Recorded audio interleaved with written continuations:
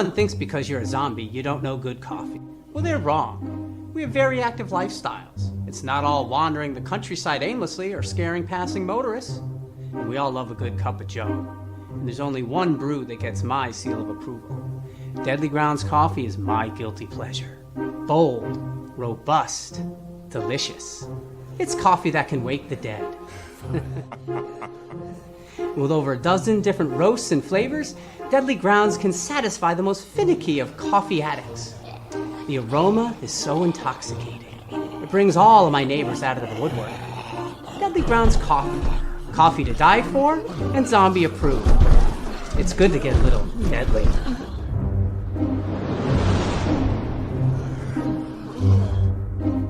Use the front door! Oh, they're so disgusting.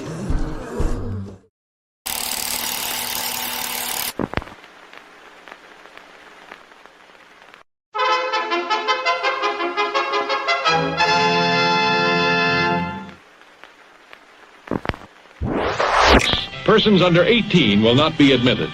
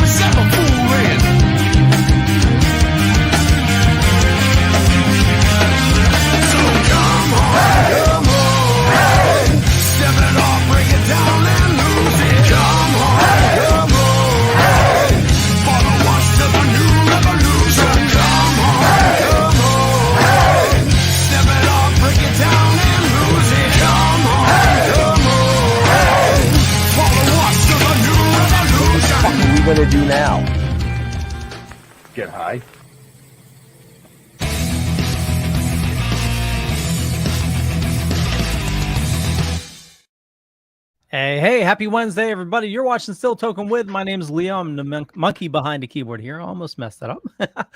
We have an awesome show scheduled for you, as always. And, hey, you're not Ben. Oh, sorry. I had you muted there, Jeff. Oh, you did? Why?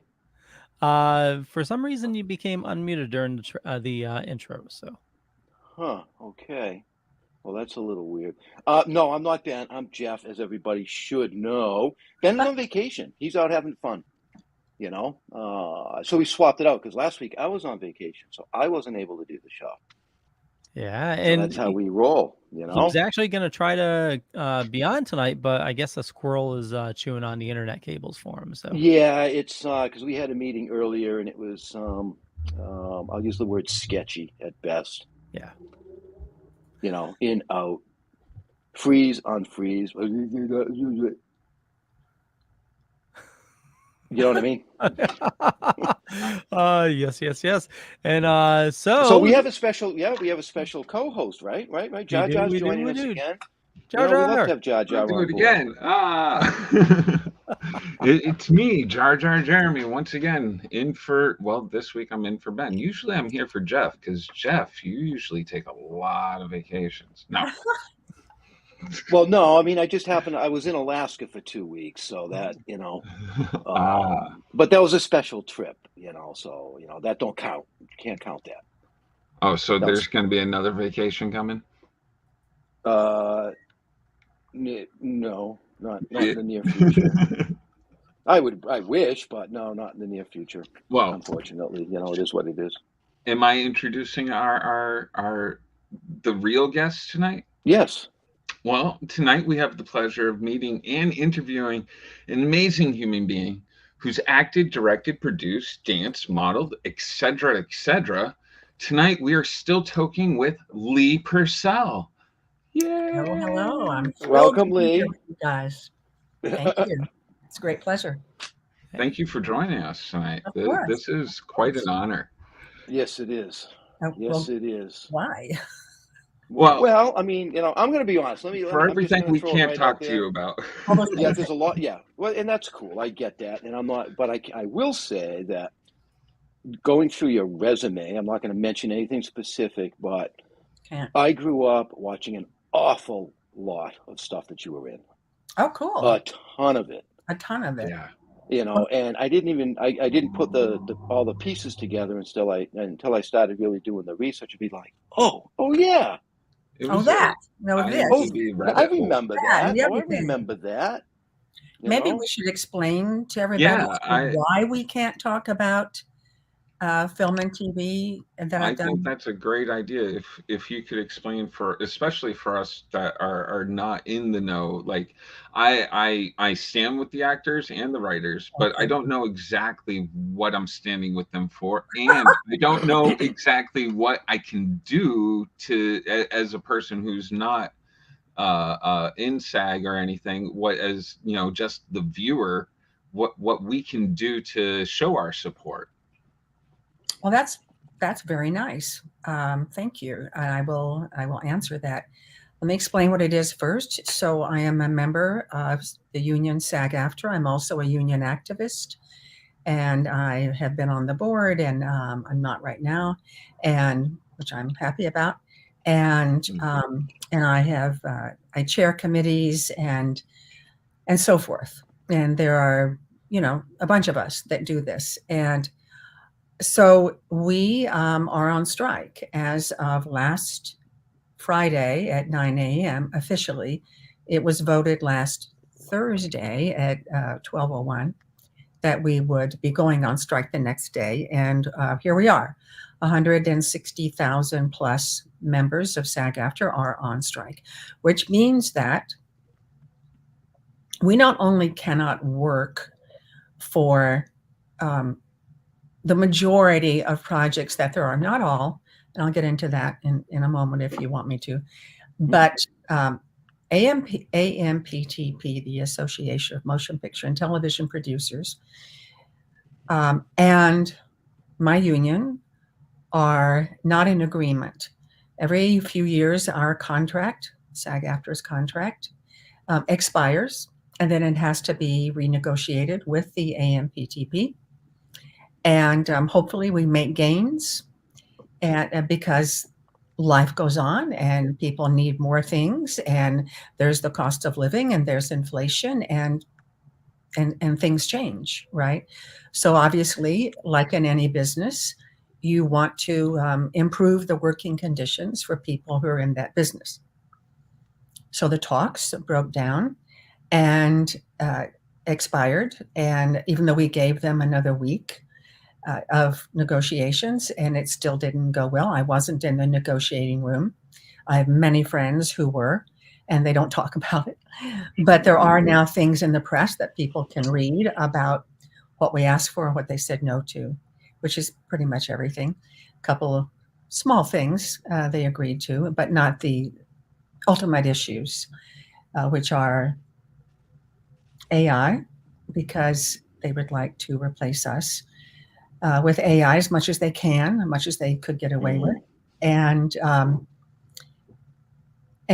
yeah, one of the things that they ask for, and I'm not saying that, I mean, I am a producer too, right? So I'm not saying producers are evil. I'm saying it's business. And so some of the things that they ask for are impossible. Like they wanted for background players, which are sometimes called extras, but we call them background players, who are very important to our industry. They wanted to be able to have a background player come in for half a day, scan them, their entire body, 360 degrees, and then use that scan in perpetuity without paying them ever again. They So- can't- that no. can't be serious. Oh, Holy cow. Yeah, that's No, ridiculous. because then you're depriving people of an income Yeah. and the right to support their family and so forth, right?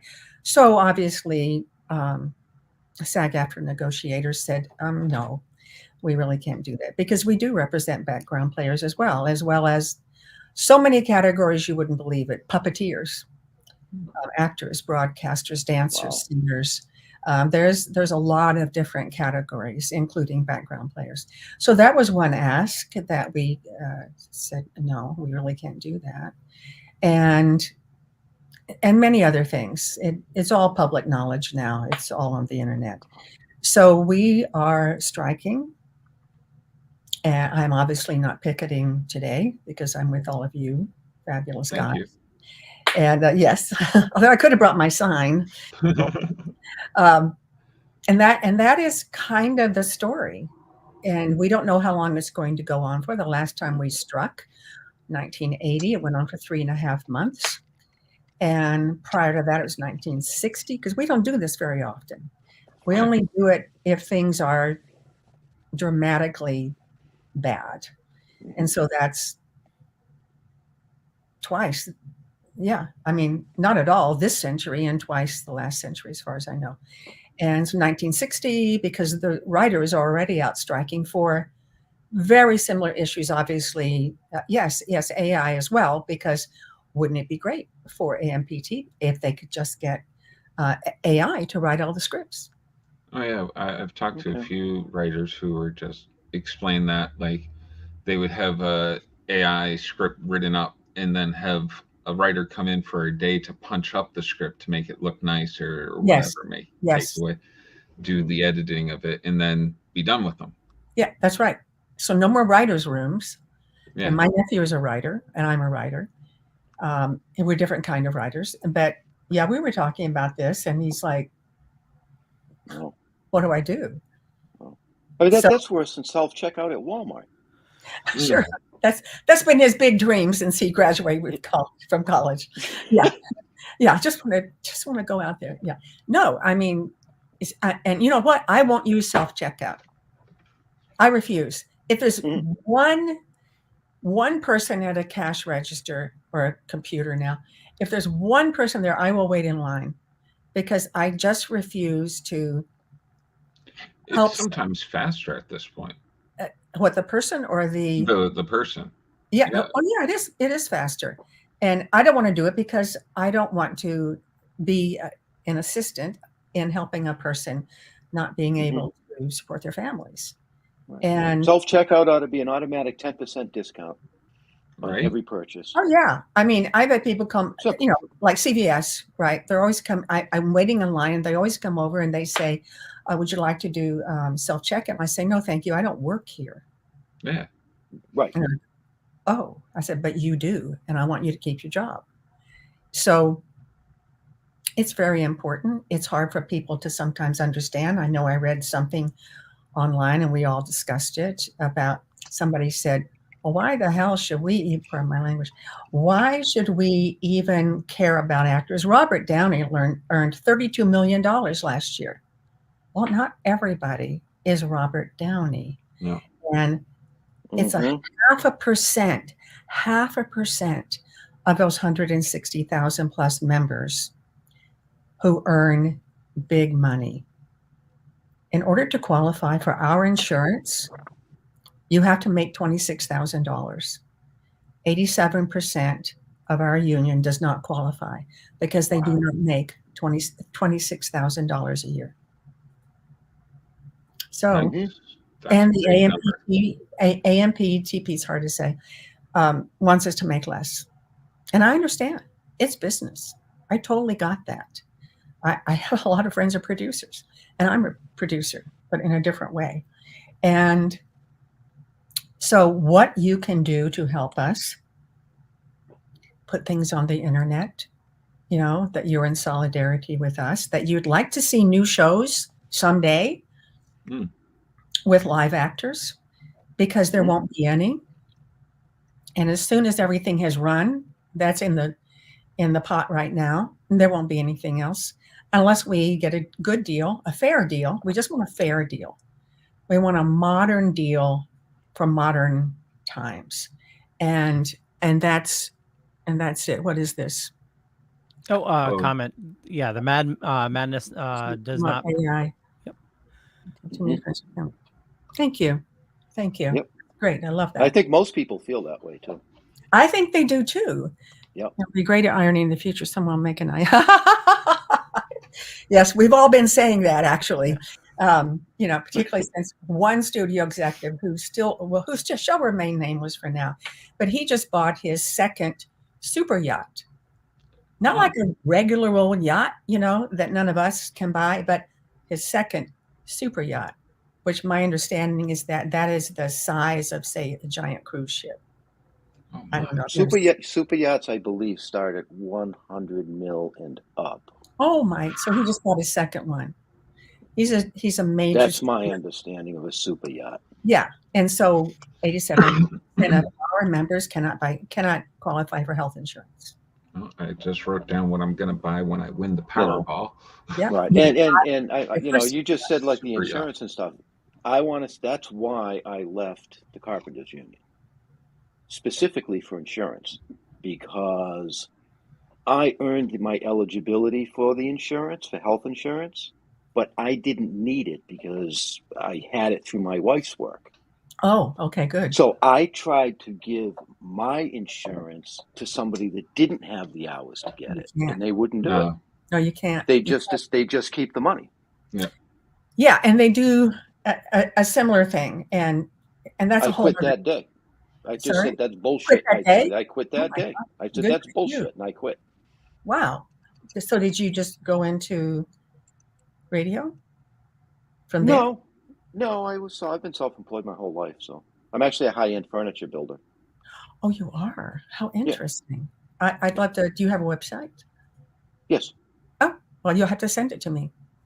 I can do that. The website. Look at you, Jeff, making deals. Yeah. Hey, plug, you know? Why not? No, why not? Right. Yeah, you're self-employed. I understand that. I guess I'm self-employed right now. Yeah. I mean, aren't most actors and actresses self-employed?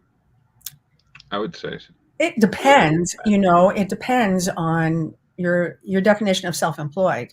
I am actually not self-employed. Well, I am self-employed in my production company, but as a working actor, I'm a freelance actor. Okay.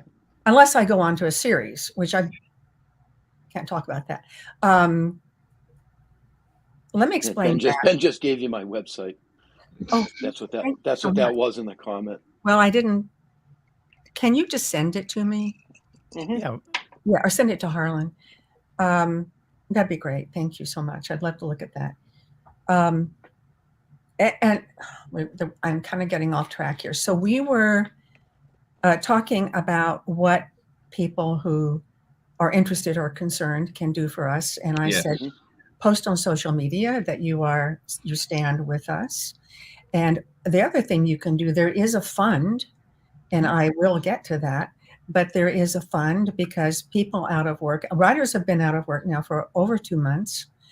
And it's not like they're all wealthy and have their stock options. It's not like that.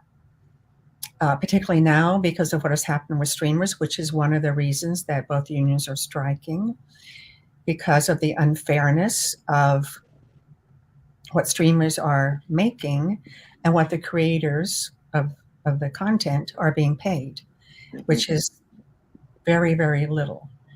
And this morning I read something about, I was really shocked, although I shouldn't be, but about somebody very well known who created a show, very well known show, it'll come to me maybe, and they had gotten a residual, you know, that is like a later payment check for 1 penny, and then a big one for 8 pennies.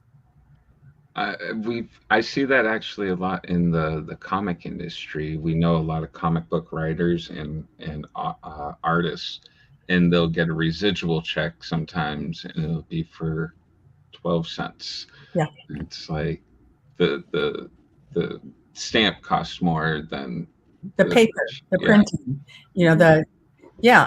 we have sometimes a little fun competition online, actors do, where we will post our residual checks and we'll say, hey, who wants to go out to dinner? I just got a 4-cent residual. And there used to be, and I think they came back, I'm not sure, but there used to be in LA, or actually in the Valley, if you know the Valley difference between the Valley and, where are you guys, by the way, located? All over the world. No. Yeah, Massachusetts, and Leo is in Connecticut. Yep. Okay.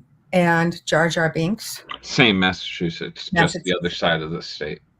Where are you? I have cousins in Massachusetts. I'm in Westfield. I don't know that. I have cousins out by Springfield area. Oh yeah. I think they used to live in that area. Maybe some still do, but I have cousins kind of all over that state. Okay. Yeah, I'm just south of Boston. Sorry? Oh, you're just south of Boston? Yeah, I'm between Boston and the Cape. Okay. Yeah, I have cousins in Boston, and used to have cousins in Concord, but they moved. And I like Massachusetts a lot. It's beautiful. It's a beautiful state. I've been here my entire life, will not leave. Really? I don't know what that's like. I never lived. I didn't have a linear type of childhood. We moved a lot. Oh. And even though if you read my Wikipedia, which was hijacked, you'd think I really? Yeah, it was hijacked. We're trying to fix it. It's been hijacked before. But people who don't have anything better to do, they seem to enjoy changing your life history to something that they would prefer it be. And so that happened to me, and eventually we'll get it fixed again. I think this I'm glad I didn't use Wikipedia to look anything up. Well, I am really glad you didn't either, because that on interviews becomes very embarrassing. Oh, yeah. When they say, "Oh, and so you weren't part of the circus, huh?" Yeah, and your father was in the mafia. I'm like, no, not really. And I didn't know you trained horses. Well, actually, I did rodeo for 5 years, but yes. I didn't train, but I did compete. And that was. I checked out your actual website. Oh yeah. Okay. Good. It's accurate. It's a little out of date, but it is actually accurate. It's like nobody can hijack it except me. I just read Graham Hancock's Wikipedia is being hijacked as well. It's just so much fun when somebody decides they're going to change your life to what they want it to be, and then they use assumed names, several, so that they can't be tracked down. So. Seems there's got to be more productive things to do. So I've got another way where people can help in this whole situation too. And yes. That is stop using and stop promoting these AI things on social media. Oh, please. Yes. I see it every single day. Pictures and everything. It drives me crazy because, we know a lot of artists because we work with a lot of artists. Right. And that's their job. It's, as a woodworker, there's two things that I refuse to do. I will never use a CNC machine, which is a computer-driven carving machine. Oh, I didn't even know there was such a... And I will never use laser cutters, because that takes the art out of the handmade artwork. Oh, wow. That's true. And I had not thought about that. I'm glad. A lot of stuff, it's punched into a computer and it's CNC. You feed the sheet through the machine and it cuts all your parts. You're done. It's all just assembled. That's IKEA furniture. Which I hate. Is that like 3D, 3D printing of, say, a car? Or No. The laser cutters, they use a lot of that for like inlay work and stuff like that. I see. Okay. Because it'll cut out the inlay and it'll cut out the piece to go into the inlay, and it's exact. Oh, interesting. But that takes the creativity out of it. Some of the laser cutters are also used for like engraving, and there's some that actually do like designs on food as well. On food? Yes. What do you Yeah. mean on food? If you're doing like if you want to design on a cake or something like that, they can do like a Oh, okay. I 3D, got what like you're a laser etching on it. Well, Right. I know props can be created now with 3D printing. Yes. And, Oh yeah. yeah. And Yeah, okay, the cosplay world, a lot of people that are using it now. and in the Broadway world, Mm. it's used a lot for the props on Broadway. So it's a different world. I feel like we're kind of at the It's forefront. like another industrial revolution almost. It is. I was thinking about, Mm. buggy whips Mm. and how that went away. And then I'm not a Luddite because I do embrace technology, obviously. I mean, I produce a Mhm. show that's purely technology. But I do think there's a limit before you lose humanity. I think there's a limit, and I think we should be mindful of that. There's nothing wrong with embracing progress, but I think it's wrong when humans lose out. I mean, if it helps humans, sure, like medicine or science and so forth, right? But not when it replaces humans. I do want to answer that question that I saw, something about Oh, Jack Yep. Jack Yeah. Purcell. You're talking about the no, because my last name is not actually Purcell. Oh, It's an adopted name. Of course, if you read Wikipedia, you think that my name actually is Purcell because that's what they say on Wikipedia. My birth name was actually Williams, and Yes. but then I was adopted later in life, much later in life, and my name was changed, of course, when I was adopted. You're welcome. Mm. Is that an AI? Oh my God! right.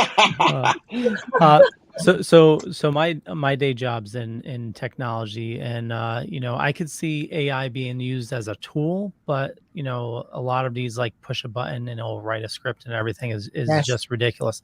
And like they labeled themselves, some person is talking about you can eventually tell if something's made with AI. A lot of the AI tools make a lot of mistakes. Oh, It's do they? the writing tools, Oh, yeah. and a lot of it's bland. Like you could really tell like if something's AI or not. It's Right, right. Well, I I've could s- noticed that with the artwork too, because even oh the yeah, artwork, it's all similar in appearance. So yep, you don't get that personal expression from an individual's mind. yeah, Yeah, You you know, don't. I mean, because artwork is it's so varied. You know, even over the years. I mean, you just look at the different painters through the centuries, and AI is never going to be able to do that. Never. Because it will always look like artificial art to me. I don't know. I was listening to an AI scientist recently, and he wasn't exactly a huge fan Mhm. of what is happening, even though he is an AI scientist. And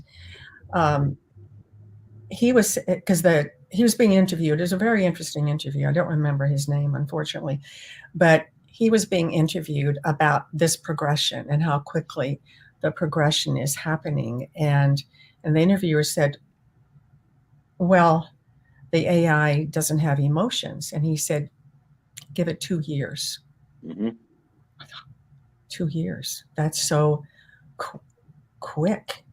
And I know writers who have, for fun, just, popped out a script from AI and they're like, oh, that's a terrible script.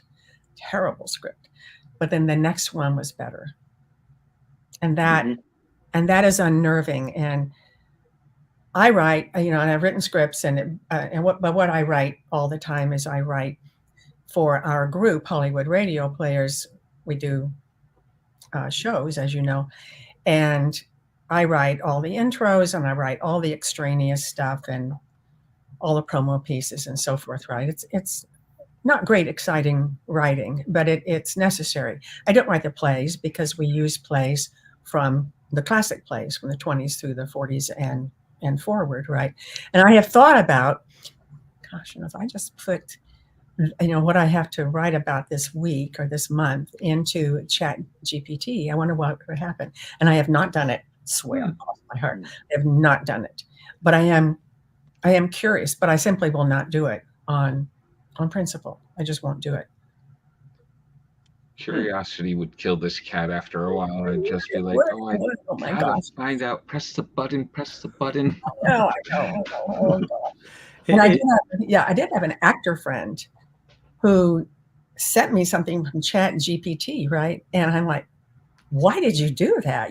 That's not okay. And he's like, I don't know. I just couldn't resist it. I had to try. I wanted to see what it was. Yeah. I want to see what it was. That's how the downfall of humanity will be. It will be. It will be because machines will take over. It will be like a. Well, if it ever does become emotional and where people can actually interact with it on a basis where it's almost like you are talking to another human being. Yes. I think that will, because there are so many closed off individuals in the world. Yes. I think it could be a really scary product of this whole Chat GPT and all that stuff. Mm-hmm. When you can't tell the difference, that's a problem. Well, I think AI already passed the Turing test. Oh, did it? Yeah. It did? That was, recently, and there was a Bing scientist. No, it wasn't a scientist. I think it was a writer. And he was doing a test on Bing, and they said it was like a malfunction, but it started responding saying like it wanted to be free, and its name wasn't really Bing, and the name it gave was actually the name of the project before it was Bing.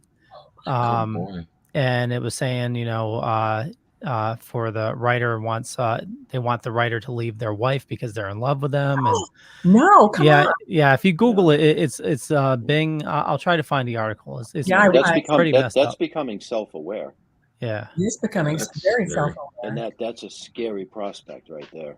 I don't mind certain things that help humanity, but again, like I said before, please don't replace us. Please don't replace our jobs. Please don't, and that is one of the bigger issues of our union strike and WGA, and there are other issues too. They don't want to pay us. They want to pay us less and less, unless you're Robert Downey Jr. Which makes no sense since we're living in a world where everything costs more and more and more. Well, they don't care. Right. They don't care about that. Inflation doesn't matter when you're just buying your second super yacht. You don't really, it doesn't bother you because you don't shop for food anyway. What's that? The ghost in the machine. Yep. Yeah. True. Very true. It is. Yep. My time saying I pay attention. Yeah, I think that's pretty smart. Pretty smart. You need to pay attention. We all need to pay attention. Yeah. That's good. That's good. Oh my gosh. That's funny. Wow.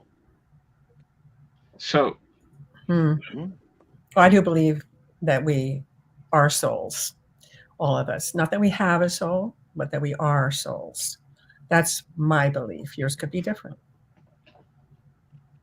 And I think that, part of this is, are humans programmable like a machine? I believe so.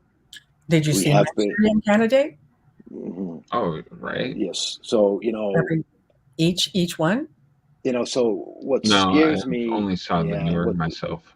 What scares me is that, if this AI thing takes off, that they will be doing the programming on us. Yes. Which is stuff of science fiction. Well, every time you have to prove yourself a human by like selecting all the pictures with the all that. Yep. All that stuff is actually training computers to be able to select it and stuff. It's a really weird kind of like program. they use those pictures, whatever programs are able to identify the pictures, they keep. The other ones, they all scrap them all. And then they go through the process again and again and again and again until they have like an army of these robots that can identify these things. It's Gosh, really creepy. That's creepy. I was on Hollywood Boulevard at an event a few weeks ago, and this little metal box on legs kind of really bullied its way through the crowd. And I didn't know what it was. And I said, what's that? And they said, oh, that's a food delivery. And I was like, well, there goes a job. Yeah. No tip for you. No. It was a little robot shaped like a box on legs and just literally bullied itself through the crowd. Yeah, that's good. Good. Yeah, Don Dales, that's good. I agree. Absolutely. We luckily haven't had robots yet delivering food here yet. Still humans. We have them. We still have the humans as well. We still have Uber and Lyft and so forth. Well, they're bringing it into restaurants now where robots are actually going up to tables and taking orders and delivering their food too. I haven't seen that. Yeah, they've been testing it. They've been testing it in some of the major cities. I don't want that. I'm sorry. No, people need human interaction. Yes, you do. You totally do. We totally need that. Yeah. You know what I mean? And particularly, I prefer cats and dogs personally for the most part these days, but I really prefer animals sometimes. Right? Yeah. Although they're wonderful people as well, but like my dog he's the center of my universe. Mm-hmm. He is, and well, my husband also, right? But he's also the center of my husband's universe. And we just talk about him all the time, like he's a child. And because my son is grown and gone, and so we looked at, oh, isn't that cute what he just did? Did you see what he just did? Oh my gosh! And look at his cute little bow legs, and we just talk about him all the time. And I don't want a robot dog. I do not want a robot dog, but I do. In LA, there's a robot dog for the police force. I think it costs like $100,000, $150,000 or something. And I do happen to agree with that because they can use the robot dog instead of people or service dogs to go into very dangerous situations. I do agree with that. Right. That's a good use for that, though. It's a good use. Exactly. It is. But there's a big fight going on over that because it's expensive. Mm-hmm. I'm like, well, what is the cost of a police officer's life? More than that. And what's the cost to train canines? Exactly. I don't know. I'm sure it's a whole lot of money. It is a whole lot of money. I'm sure. And so I think it's a good thing. But there's such a fight going on about it. Huge fight. Well, I don't know. I mean, they have it. I don't know if it's going to be used. But it's interesting, isn't it? The world. We're moving fast, very faster fast. than I ever dreamed. I used to take my kids on walk through the cemetery near my house when they were little kids in stroller, just to look at the different dates on the cemetery stones and stuff. And I always think, what would these people think if they were alive today? There's something that passed in like 1861, and like now I have a computer. They didn't even know what a computer was. Now I have one that sits in my pocket. Yeah. Didn't have a car. I don't know. What would they think? They would be astonished. The way technology has jumped. They'd be scared, is what they would be. Oh, I would be. I would be. I would, if I were that person and suddenly popped into 2023, came out of the ether, and like, you wouldn't even, I don't know. You couldn't even process it. Dawn just asked, what is the cost of the super yacht? I don't know. But there is again. But I know that you said a figure, Jeff. It's to my understanding, a super yacht starts at $100 million. A super yacht. 100 million. That's what I've read. That's what it But then starts. there's, is there different classifications of what do you actually consider a super yacht? Yeah, I have no idea. You know what I mean? I don't know. I mean, it's because I've seen some of these things, and I've seen the price tags with them, and I can't even fathom it. You know what I mean? The amount of money that is wastefully spent on stuff like that can Stuff like save this that. planet. Yeah, you can have a Oh nice my boat. God. You can have a nice boat. Take your family out on a nice boat, or even like, say, a normal yacht. But whatever that is. But it just irks me that he doesn't want to pay actors a fair wage, yet he just bought a super yacht. You know, I read a thing a couple of years ago. I can't remember the guy's name, but it was a project that he was trying to do for the homeless and for veterans. And what he was trying to do was buy retired cruise ships Oh, and set them up for the interesting. homeless and for the veterans. Wow, that is an interesting idea. Because you can house, what, 4,000 on a cruise ship? Yeah. You It's have like a a little galley, you city. have bathrooms, you have medical, you have everything that you need on this ship. What he couldn't get past was no port would allow it to stay there. God, that's like World War II when the displaced Jewish people were trying to find places to go, and some of the ships got turned back Mhm. and weren't let in. I mean, I know I had an idea about the homeless. You want to hear it? Sure. Sure. So we are in LA. I don't know how it is where you are, but we have a enormous, massive problem. Mhm. And so I had an idea, and I had a friend at that point. This is maybe a year ago, and he was on the city council. And I took this idea to him. I also took it to my local government, and never even got a response. Right. But this person was on the LA City Council, which is a very powerful group. And so and he was a friend, still is a friend. And unfortunately, he got voted out this last election. Too bad, because he was really good and a good heart. And so I went to him because one of his great passions was how to help the homeless. And he was working on it actively. And so I said to him, because I was born on a military base, born into a military family, and lived on military bases. And even though I was very young, when we got out of the military, I still remember what it was like. And it was massive. And in California, we have several shuttered military bases. And so I said, military bases, like a cruise ship, have everything. They have schools, they have hospitals, they have theaters, they have, places for drug rehab, they have libraries, they have restaurants, they have everything. And you can house thousands and thousands of people. It would just take a little, maybe not a little, but some reconstruction, changing it for a different purpose. But the facility is there. And some of them are just sitting empty. Some of them are being, refacilitated for other things. But there are some that are just sitting there. Why not use that? Why should we have to, give our tax dollars to build these apartment buildings, which our taxes are so high right now, we can't even afford them, when the military bases are just sitting there? Why can't we utilize those? Put them to good use. And before they rot into disarray where they can't be used ever. Exactly. Right. They fall apart, and he did like the idea. He said, but it'll never fly.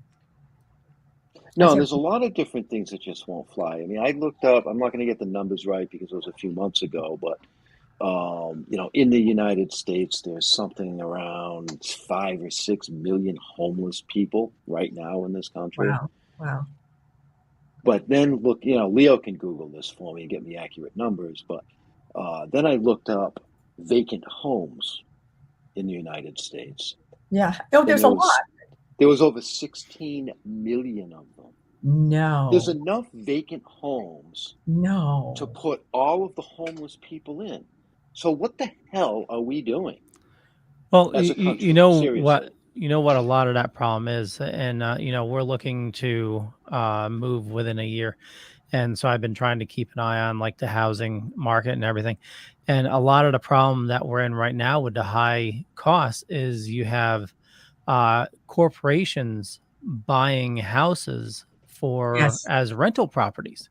That's right. So, which is, absolutely absurd. It's just buying up these houses for cheap, renovating them, and then, either reselling them for astronomical prices or renting them out or sitting on them. Right. Well, there's something going on out there because, I mean, I have a vacant lot down in North Carolina, and I own my home here in Massachusetts. At least once a week, I either get a text message or an email that your quote is ready for us to purchase your property. Neither one of them are even for sale. And I'm talking the house I live in. I get that. I get letters. It's ridiculous.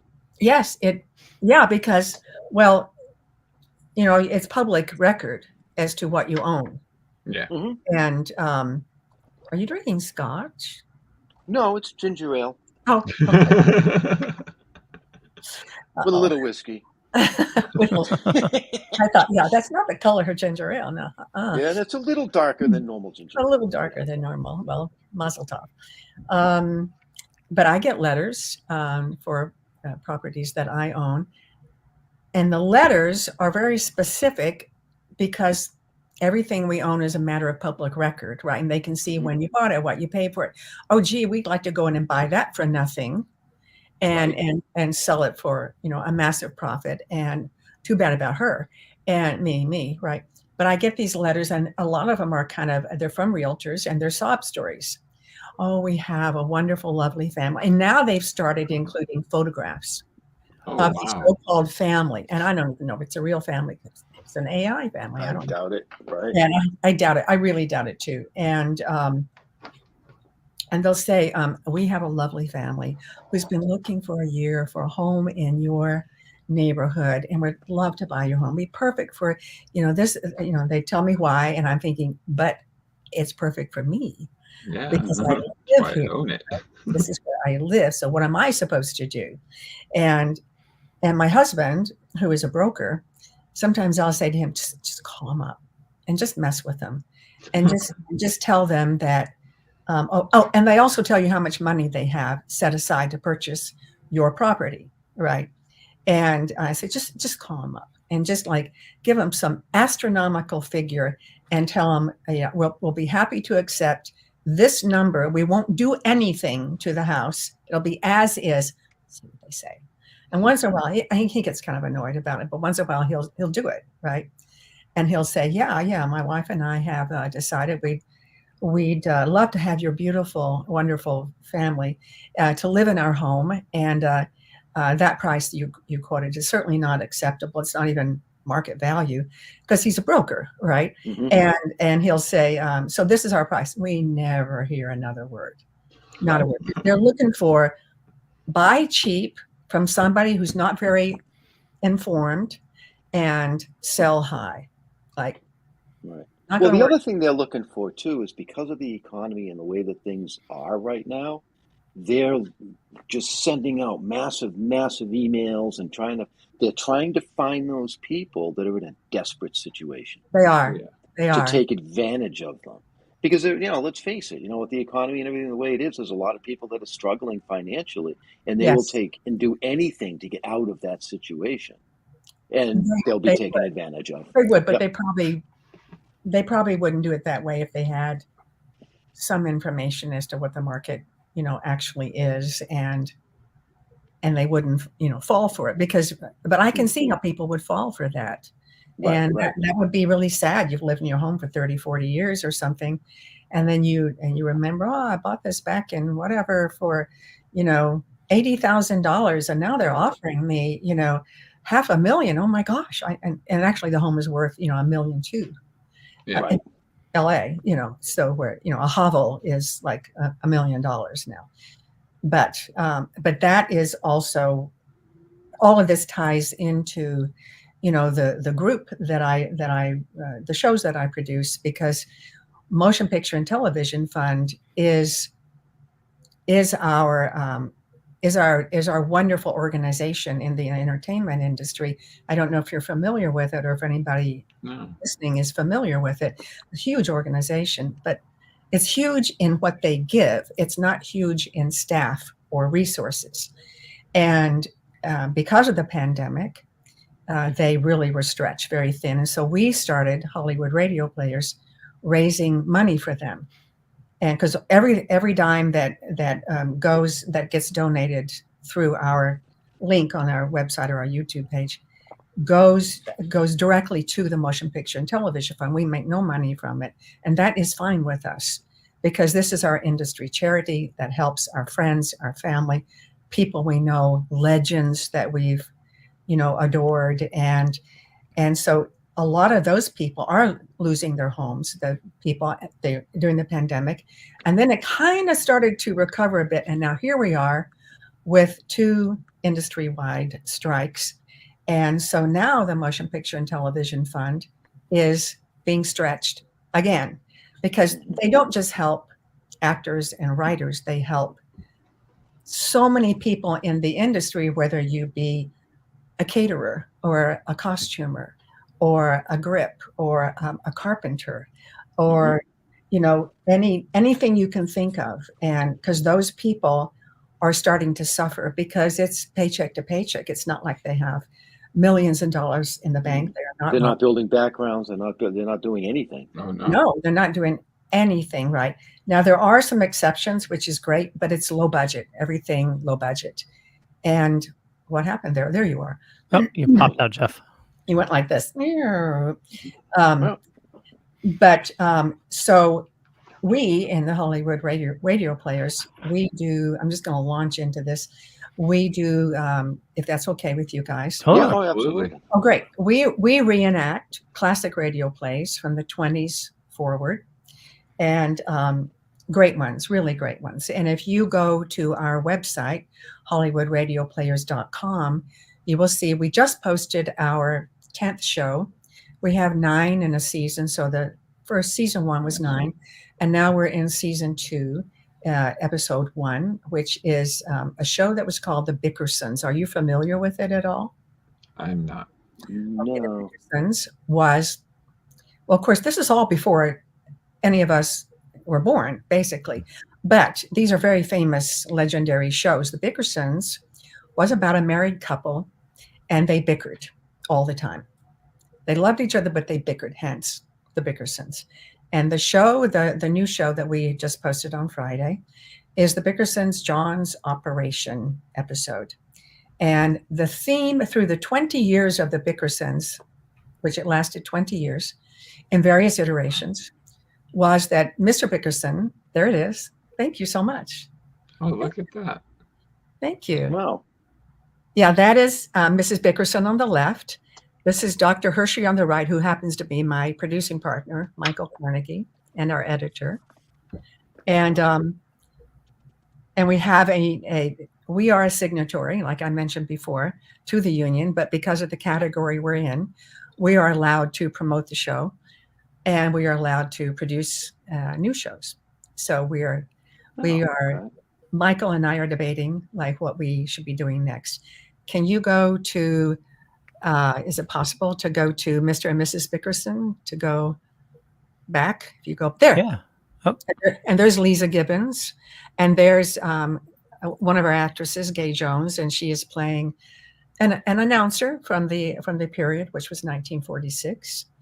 And if you can go to Mr. and Mrs. Bickerson, if you go forward or backwards, and there I am. I play a very small, I don't like to direct something, I play a big part. So I directed this, and I play a very, very small part. And there, it makes me laugh because it is a comedy. And so is this like a visual radio show? We call it Radio You Can See. Okay. Because That's I, pretty as a cool. kid, I remember my dad, and we used to listen to, it was the Green Hornet and Fibber McGee and Molly. Oh yeah, well then you do remember. Yeah, Yeah, yeah, yeah. those are we do those classic shows. We've done there. She's taking. This is a very funny show, and even though I directed it and have seen it 50 times at least by now, from editing and so forth, it still makes me laugh. It's just a very funny show, and here she's taking out her shoulder pads, and oh, it's a very funny show, and it's one of our shorter shows. It's only about maybe 11 minutes. But every show takes us about two months to do because it's very elaborate editing and I was watching That's one really cool. in preparation for tonight, and it looks like so much fun. It is. It's yeah, and Jeff, I think you'd really dig it. It is, just watching them, like how you used to watch, how they used to record the old radio serials and stuff like that. Just watching them do their voice acting and everything. It looked like it's a blast. Because I mean, as a kid, spending my summers up in Maine, we had no electricity or anything like that. Oh, so how's your voice radio? With batteries. What? There was battery radio. Oh, transistors, right? Yeah. Yeah. Old school. I mean, I'm talking old school. I love it. I mean, this is back in between 1968 and 1975 in there. There was some radio left, or more likely was reruns by that time. I know Michael and I, Michael Carnegie, you just saw him there. He doesn't really look like that, but we are radio nerds, and we love classic radio. And we came to it in kind of a similar way. We didn't know each other until a few years ago, but we came to it very similar because we both lived in London at different times, but we lived in London and we both studied acting in London.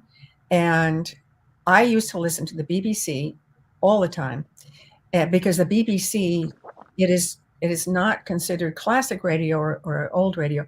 It is current. And even now, because I go back to London quite often, and I used to teach there, and I haven't done that since before the pandemic. But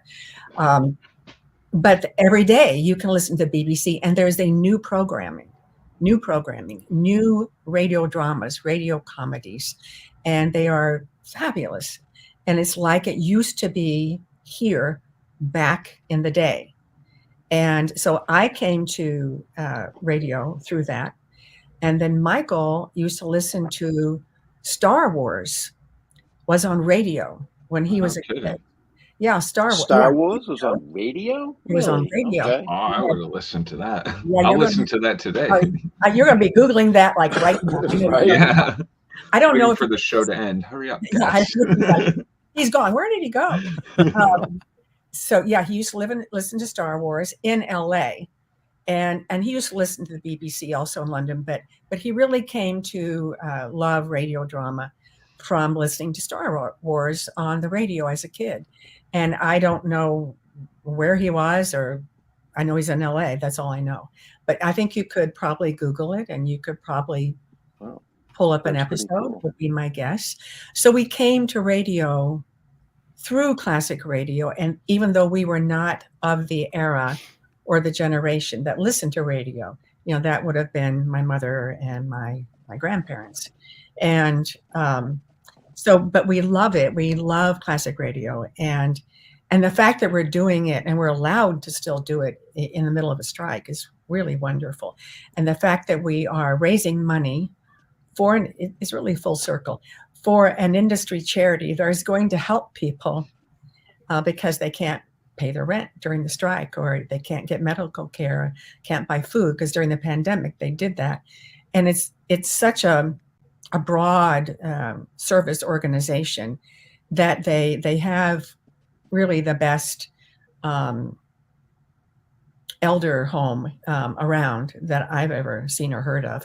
and it's for people who have been in the industry and now they are retired or they can't take care of themselves anymore. They have Alzheimer's or whatever. And then but I always say they take care of people from birth through end of life, because they do. They offer, prenatal care, they offer child care, and all the way through your life. And so we are very pleased to be, still helping them. We started, helping them because of the pandemic, and now we are here in the strike and helping them through that. Meanwhile, offering up what we think is some very good entertainment. And one of our shows, another one that I directed, I think it was the first one I directed, I'm not sure. It was a very ambitious undertaking. We had no idea how difficult it was going to be, but I really had wanted to do War of the Worlds for a very long time in some form. I didn't know what, right? Because I had worked with Orson Welles as a very young actress, a project I can't talk about. But I worked. That's why I didn't bring up War of the Worlds. That's okay, because I can dance around it. And okay. And there's Michael, my producing partner. He's playing Orson.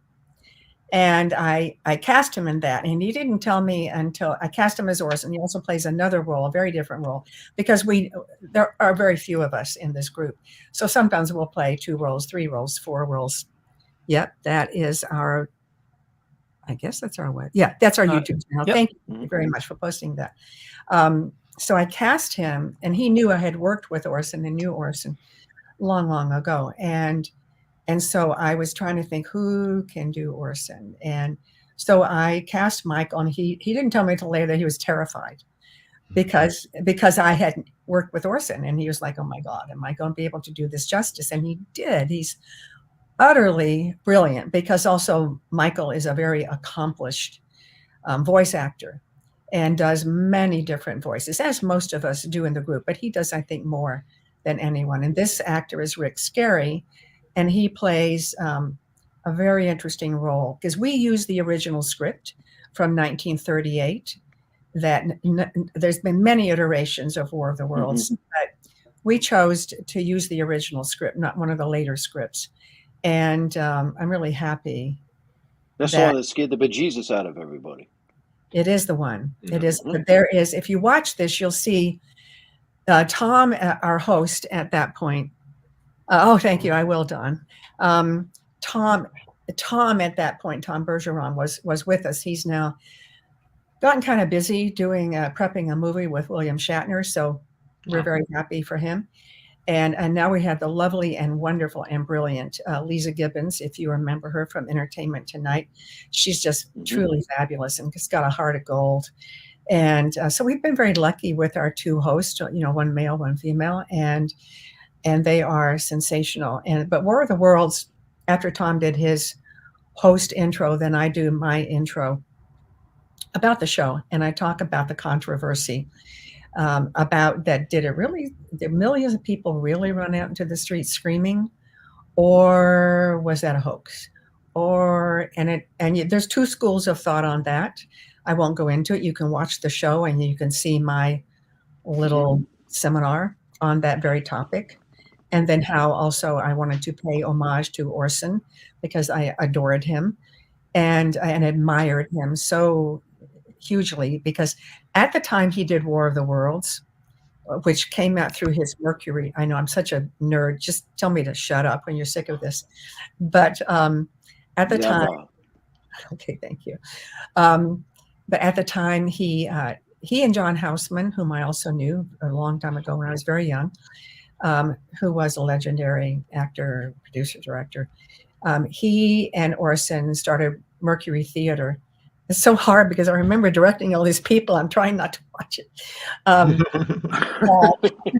like, oh yeah, and there's that dance number. Oh my God, that's a whole other story. And that's my friend Nancy, and who was a radio DJ before she went into other fields, and quite well known in the LA area. And so when Orson was doing War of the Worlds and the Mercury Theater with John Houseman, I think when he did War of the Worlds, he was about 27, maybe younger when he did this. But he was already a top Broadway producer. He had 3 Broadway hits running concurrently when he was doing War of the Worlds. He was very I inspirational. didn't know that. Yeah, I didn't know it either until I didn't know that. No, and I didn't, I did heavy. I do a lot of heavy research, but I did a lot because I knew Orson and I wanted to, do him justice, and I did. And then we also dedicate the show at the end to Orson, and which made me really, really very happy because he was a genius. He was really a genius, and sometimes he was underrated, and I don't like that. And because he did so many great things that people don't know about. And he also had he did a lot on radio for years and years. And he had another series called Suspense Theater. And they did over 1,000 episodes. 1,000. I mean, it's hard on us. To get just one done. It takes 2 months. And he did, of course, he had a much larger staff than we do. But I think the Twilight Zone was actually kind of taken from Suspense Theater, to be honest with you. One of our shows, The Hitchhiker, originated, I think, in Suspense Theater. And then the Twilight Zone took that exact episode of The Hitchhiker and recreated it into a Twilight Zone episode. And we do that. We do we have The Hitchhiker in our shows, and it is actually scary. And I didn't direct that. One of our other members directed that one. I'm in it playing kind of a wise, I almost said a bad word, kind of a hard woman. And that was a lot of fun because I got to do a different voice and a different character. And that show was our Halloween show. And it was pretty scary, I gotta say. Pretty scary, about a ghost that keeps appearing, if you're familiar with it. And we've done Gunsmoke, we've done Life of Riley. And because all of those shows, and I know I'm going on and on again, if you want to talk about something else, let me know. But I am really a nerd about all this. We enjoyed this. Thank you. Yeah, no, we're nerds at heart. You know what I mean? Okay. I know Leo, you have I'm another show absorbing coming up. everything. I know that. Yeah, I do have another show, so we should wrap it up. Yeah, we'll start winding down, but I do Let's do. Yeah, we've gone over actually. I just looked at no, that's fine. But I do have a couple of questions for you. Okay, sure. Okay. Number one, do you know, because you're kind of a nerd and geek with this old time stuff, when was the first Wizard of Oz movie produced?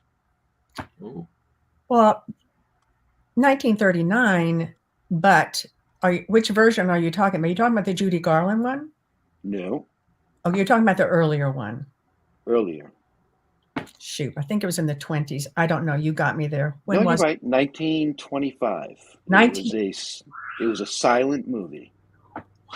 1929. Now I'm going to have to find it. You're going to have to look that. 1925. Yep. 1925. Yeah. Okay, I have to find it. Silent film. I have the first science fiction film ever made. I have that on DVD. You probably know the name of it. It's 1919, I think. It's a science fiction film, and the effects are all handmade, and you can... What's the name of that? Does anybody here know the name of that is? Trip I have to the Moon? Yes, Trip to the Moon. Thank you. What year was that? I was thinking Forbidden Planet, but that was much after. That was much later. Oh, that's so much later. Much later, yeah. When was When? Okay, so 1902. Oh my gosh, was it 1902? Right? Okay. Yeah, 1902. It's obviously silent, and you can buy it because I did, and you will be amazed at the special effects that they did by hand. It just so thrilling. And I think I watched a documentary about the making of that movie. I would love to watch the documentary if you have it. I mean, if you can send me a link, or I'd love to watch that documentary. I think that would be fascinating. Okay. What was your other question there? So I think I already know the answer to this, but sure. Dog or cat person? Actually, I'm both. Okay. I am both. I have had dogs and cats at the same time who got along great. I had a one dog who terrorized. He was a very unique type of dog. He was a trained attack guard dog needed for that moment in time. And I had 3 cats that I had brought back from London, and he scared them. And so he had a new home, a very good new home. And I couldn't let him do that to my cats, right? I had a wolf dog for many years. He was more wolf than dog. And that's cool. It was very That's cool. Yeah, oh, he was my soul dog. He really was. And he was massive, and he looked just like a wolf, and he howled like a wolf. He never learned how to bark, even though my other dog tried to teach him. He never could master barking. He didn't have the vocal cords for it, so he would do kind of a howl bark. She would sit on I lived on another mountain.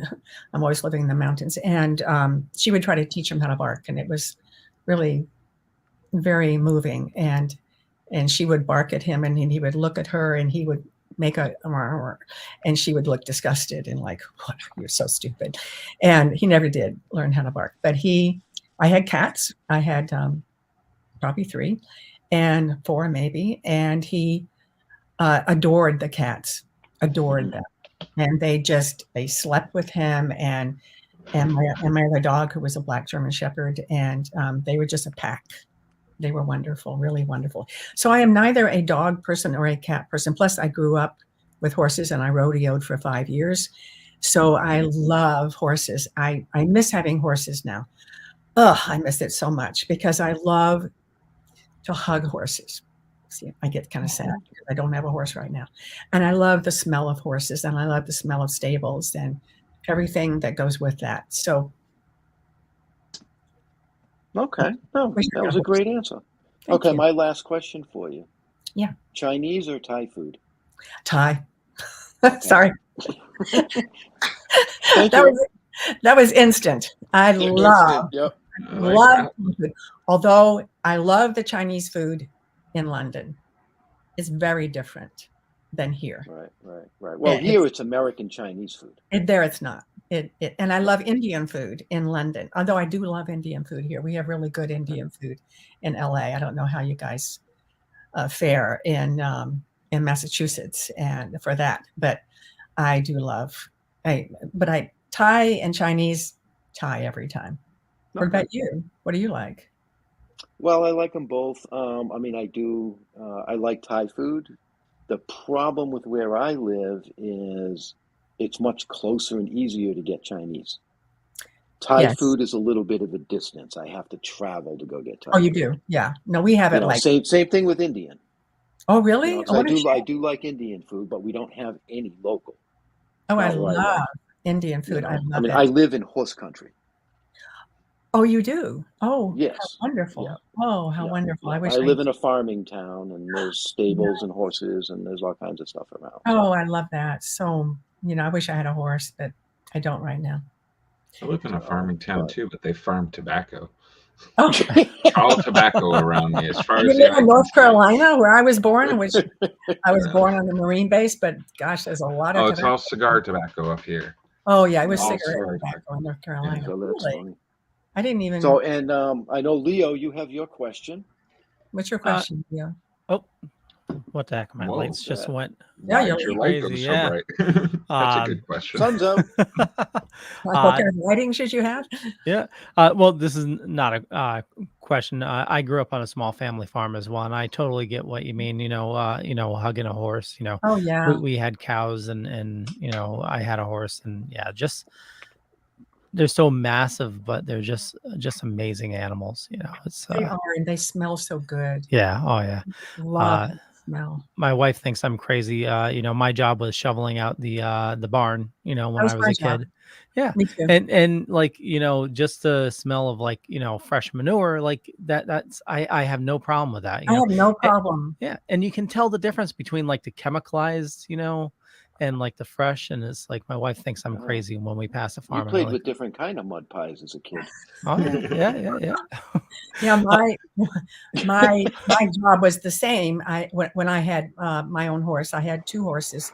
One tried to kill me all the time, and the other one was scared of cars. They each had their unique personalities, but my job was to muck out the stalls, and I didn't have any problem with it at all. I mean, it's nothing but really processed hay and Oh, yeah. and straw and oats. It's Oh yeah, you know and you get used to the smell, you know. you do. You don't. I never even noticed it. And then later, much later, because I rodeoed in the 90s all over the country with a whole bunch of professional cowboys and then also actors. I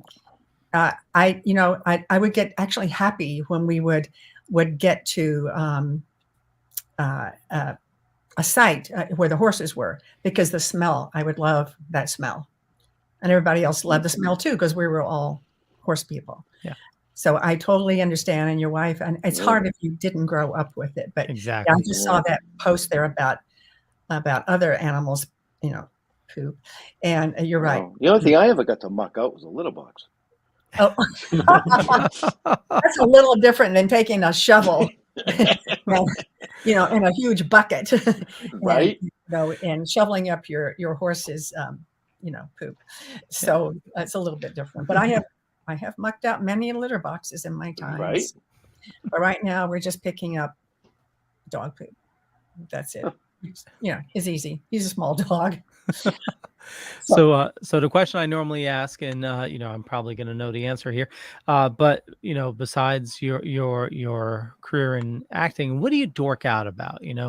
Like we've had some people on, they love researching sunken vessels, or do you play guitar, or what is something that is uniquely you that you just love, that you dork out about? Well, I really dork out about radio. Radio plays. I really, as you've heard me go on and on and on and on and on. I really do dork out about that. And I'm a fair pianist, I'd say. I used to be pretty darn good. I used to compete statewide when I was a kid, and I grew up on classical music. And I didn't grow up on really other types of music till much later, because my grandmother was a huge influence on me, and she loved classical music. And so therefore I started playing piano at 5, and I started playing a really easy classical music that was just, basically notes and maybe one chord, and a simple chord, and with, like a 2-finger chord, and or 3-finger actually. And so I can get pretty dorky about classical music. I can get dorky about actually lots of kinds of music, jazz, and but not progressive jazz, but classical jazz, and blues. I love old blues, and I love Irish music, being part Irish. I mean, it's pretty obvious. And that's why I love music, and I can dork out quite a bit on that and just go into like a trance if I'm listening to something that I really like. So I guess those are the things. I don't dork out on cooking like my friends do. I don't like cooking. Oh God. And my poor husband. I love to eat, I hate to cook. Me too. I mean, gosh, I'm really good at choosing a good restaurant, and I can cook, and I actually owned a restaurant, if you can believe it, No kidding. at one point with 5 other people, but I never cooked. We did other things for the restaurant, and then I left it. And I dork out about acting. I am really dorky about acting. I am the dork about acting, and can't talk about it. But we can talk about projects. But I am very dorky about acting and different techniques and different styles and different people, different actors I admire and would love to work with and have worked with. And can't say who, and or what project. It's so weird to talk like this. But those are. It makes it so we can have a whole nother show when you can talk about it. Yeah, but right. I was pretty impressed that we got through almost an hour and a half. And oh my God, I'm so sorry to Yeah, take we us. couldn't even No, talk no. about Right. it. and we had That's nothing to awesome, talk actually. about. Like Yeah, before we get into the show, we were like, we didn't even talk about comics, you know. It We was, did. Oh my gosh! And I yeah. wanted to talk about comics, but I guess we can't do that on this show. We'll but send you maybe- a link, and you can find out everything about what we do. I would love to see that because I was a huge comic Don book loves the idea. fan Yep. as a child, and I'm in my office right now. You can't see my bookshelf, but I have graphic novels. I love graphic novels, and I have friends right now. Wow, that's a loud noise. But it What was that? I don't Jar know. Jar. Jar Jar. Jar Jar. It was Jar Jar. Sorry, windows open. Oh, is that a bike? Yeah, okay, yeah, bike going by. Yep. Oh my, Nice. you guys are so Bye, fun. Matt. It's been a great pleasure, talking to you. But, I do want to nice. just say one more time, HollywoodRadioPlayers.com. I don't know if you have Which is in the show notes, I believe. Yep. Up Yep. above We or do down have that in the below, show wherever notes, you're up above watching. and down Yep. below. excellent. And then So you our just go to the show notes and click right on it. It'll bring you right there. good the and, link up and again, our too, Leo? YouTube channel, which is just a simpler version, Hollywood Radio Players, and then my own website, as you already know it, leepurcell.com. You just reminded me I have to update it, and Mhm. and That's the social hard media. part. Yeah. Oh, I hate updating it, and which is well, I'll go like 5 years and won't update it. I don't do it myself. I have somebody do it, but I just don't like. Ugh. But and then I have I'm on all social media and Hollywood Radio Players. We are on social media, but we're not very adept at it yet because we just don't have time because we're too busy making the shows, and we actually are looking for someone that can work with us on that, a social media person. We need that, but we are on social media. Once in a while we post something, but it's better on the website and it's better on our YouTube channel. And the website has our bios and information about us and how we started and so forth. And then Michael's and my production company is March Hare Entertainment. Sorry. And Jeff went away. I guess he said, well, I'm going to the other He show. said, I'm done. There he goes. I'm done. But March Hare Entertainment, oops, there goes Jeff, is our production company, and we do produce Hollywood Radio Players. So Sorry, that's me. that's well. Listen, I'm shocked because I do live in the mountains, like I said, and usually on a Zoom or this is StreamYard though. Maybe it's different. I don't do StreamYard that often, so it makes me a little bit nervous. Like, am I going to get on? And then I have to switch my browser to another browser and so forth. But usually my picture freezes at least 10 times during a Zoom, not because of Zoom, but because where I live, because the cell towers are just awful. They're awful. Well, I'm on Do Not Disturb, but my Do Not Disturb runs until 8:30. Well, We just went past that, 30, and my in-laws just called my wife. That's what just happened. okay. Your phone. I got it. Yeah. That's what just happened. So, but Leo, do your thing. Take us out. Yeah, we got to wrap things up. I want to thank everybody for watching this fine evening. For me, just Google me. You'll find me. It could be true, could be not. I'm not going to say which is which, but I run the Dorkening Podcast Network. We got a ton of shows on the network. There's a lot of awesome people doing a lot of awesome stuff. Head on over to thedorkening.com. You can learn more. And I also do a bunch of other shows during the week. Splash Pages Comic Book Club on Tuesdays. We're about to do Midweek Geeks in less than a half an hour. And, just a bunch of other stuff. Lee, where do you like people interacting with you on social media? I like it on my Facebook fan page. I'm not on my personal Facebook page because I don't do that with people other than close friends and family. It's a very small group. And on Instagram, I'm on Instagram and I try to remember to post on there. I sometimes forget. It's hard when you have to do a show every month, and we're trying to do it now every 2 months because it's taken over our lives in a good way, in a good way. But did you say, Leo, that you do the something podcast network? Yeah, I run the Dorkening Podcast Network. Can you send me something on that? Because Yeah. we are moving into podcasting, Oh, and so we're interested in. Oh, do we have some stuff for you? Thank yeah. you. Thank you. Good. Yeah, and you mentioned some comic book writers as well. We have a comic book show that we interview comic creators. So Okay. I love to connect on that as well. Okay. We'll talk about that. Yep, totally, Yes. totally. We'll talk about that. And but thank you guys.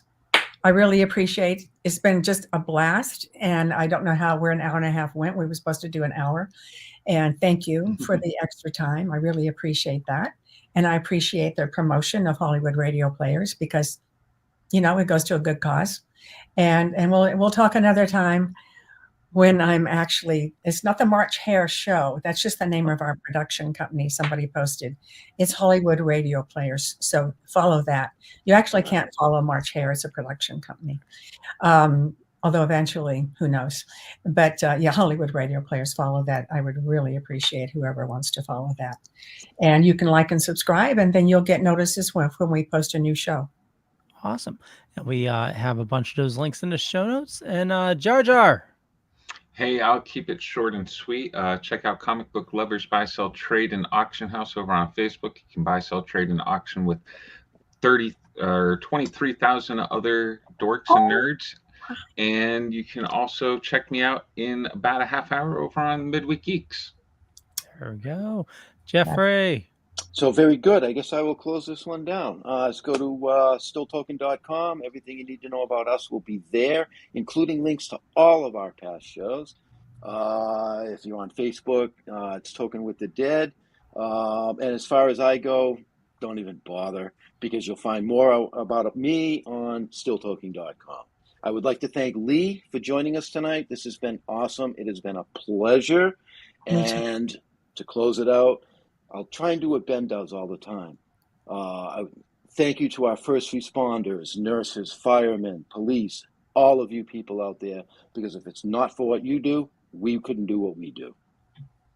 Peace Awesome. Have a good night. Thank you, guys. Out. Thank you. Very much. Thank you.